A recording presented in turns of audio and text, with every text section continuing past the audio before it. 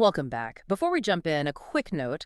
This podcast is brought to you by The Senior Techie, a source of information for seniors and others about technology. And, this week actually marks the start of National Eating Disorders Awareness Week. Right. And I'll be honest, when I first saw that topic on the agenda, I thought maybe we had the wrong notes. I usually think of teenagers or, college kids for this. Why is The Senior Techie flagging this for us, for the over 55 crowd? Well, it's actually a huge blind spot. We tend to assume body image issues just vanish as we get older, but the Senior Techie highlights that this is a really critical issue for older adults right now, mostly because of how we interact with technology. You mean like searching symptoms on Dr. Google? Oh, it's worse than that. It is the algorithms. You might read one little article about healthy aging, and suddenly your whole feed is flooded with biohacking tips or these super restrictive diet plans. So it's not just stumbling onto... No, it is hyper-targeted. The Senior Techie points out that a lot of this content is highly predatory. It's AI-generated, it looks scientific, but it's really just selling unverified supplements or pushing fad diets to scare you.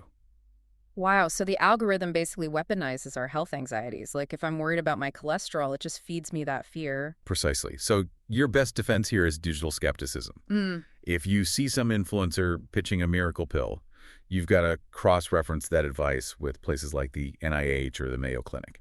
Okay, avoiding the fake pills is one thing, but what about the emotional side? Because I see these guys online, 70 years old, trying to look 25, and it actually makes me feel guilty for just, eating a cookie on a Tuesday. Yeah, that's the successful aging trap. Social media really distorts reality and makes aging naturally feel like some kind of failure.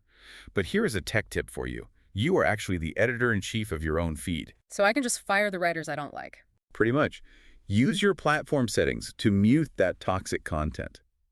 If an account makes you feel bad about yourself, unfollow it. You have the power to curate a feed that shows realistic, age-inclusive health messages.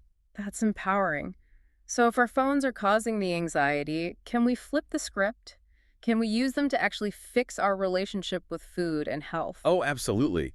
The Senior Techie identifies telehealth as a massive benefit here.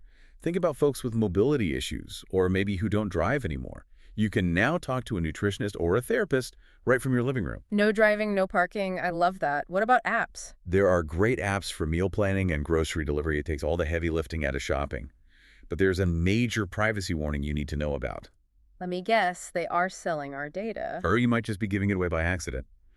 If you use an app to log your meals or your weight, check those default settings. A lot of them default to public, and you have to actively toggle that switch to private so you aren't broadcasting your personal health logs to the whole internet. Good point. Share that with your doctor, not the web. Right, and maybe your family.